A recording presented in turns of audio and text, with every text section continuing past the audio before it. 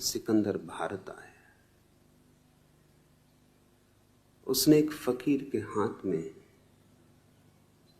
एक चमकती हुई चीज देखी। पूछा क्या है?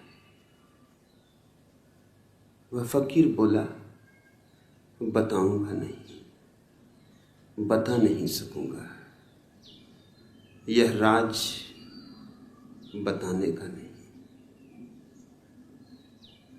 लेकिन सिकंदर जिद पे अड़ गया। उसने कहा, हार मैंने माननी जीवन में कभी सीखी नहीं, जानकर रहूंगा। तो फकीर ने कहा, एक बात बता सकता हूं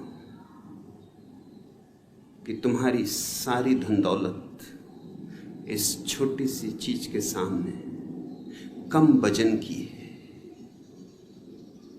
सिकंदर ने तत्क्षण एक बहुत विशाल तराजू बुलाया और लूट का जो भी उसके पास सामान था, हीरे जवाहरात थे, सोना चांदी था, सब उस तराजू के एक पलवे पे चढ़ा दिया।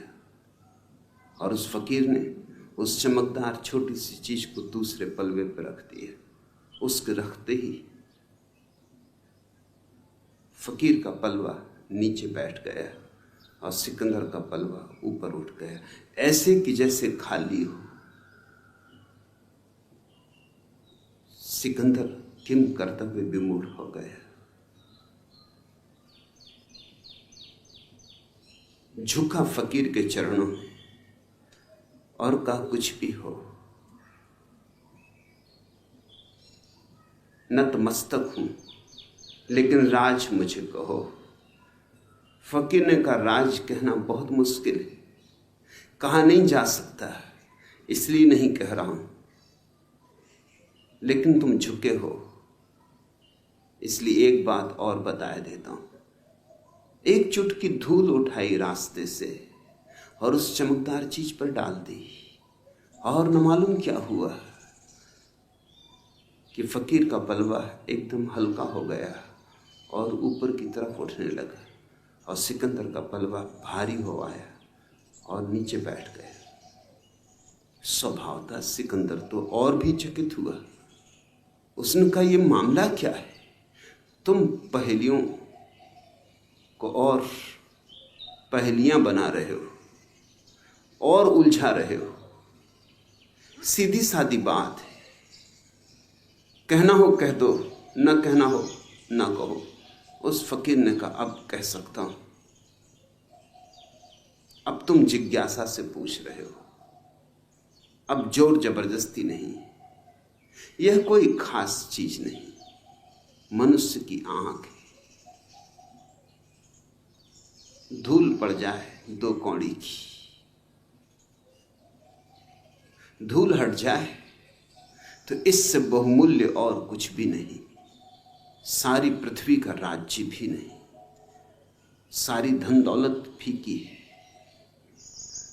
संबोधि का अर्थ होता है नरेंद्र, तुम्हारे भीतर की आंख।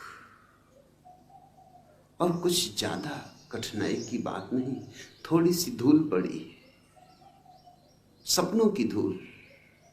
धूल भी सच नहीं, विचारों की धूल, कल्पनाओं की धूल, कामनाओं की धूल। धूल भी कुछ वास्तविक नहीं, धुआं धुआं है, मगर उस धुएं ने तुम्हारी भीतर की आंख को छिपा लिया।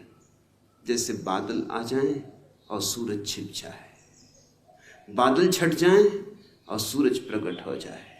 बस इतना ही अर्थ है संबोधि का। बादल छट जाएं और सूरज प्रकट हो जाए। तुम सूरज हो, बुद्धत्व तुम्हारा स्वभाव है, मगर खूब तुमने बादल अपने चारों तरफ सजा लिए। न मालूम कैसी कैसी कल्पनाओं के बादल, न मालूम कैसी कैसी कामनाओं के बादल, जिनका कोई मूल्य नहीं, जो कभी पूरे हुए नहीं, जो कभी पूरे होंगे नहीं। मगर तुम उस सब से घिरे हो जो नहीं है और नहीं होगा, और उससे चूक रहे हो जो है और जो सदा है और सदा रहेगा। संबोधि का अर्थ होता है जो है उसमें जीना, जो है उसे देखना, जो है उससे जुड़ जाना। जो नहीं है उस पर पकड़ छोड़ देना। अतीत नहीं है और हम अतीत को पकड़े हुए। बीत गया कल, हम कितना संभाल कर रखे हुए, जैसे हीरे जवारातों को कोई संभाले। राख है, अंगारा भी नहीं, अब सब बुझ चुका। जैसे कोई लाशों को ढोए, ऐसा हमारा अतीत है। और या फिर हम भविष्य की कामनाओं में उलझे सेक चिल्ली हैं। हम सोच रहे हैं ऐसा हो, ऐसा हो, ऐसा हो जाए।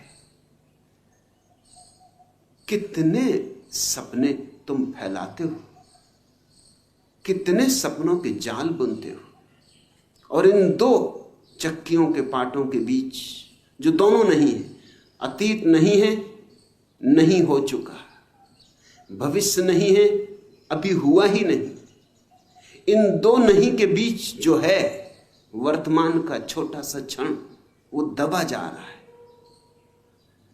इन दो चक्कियों के बीच में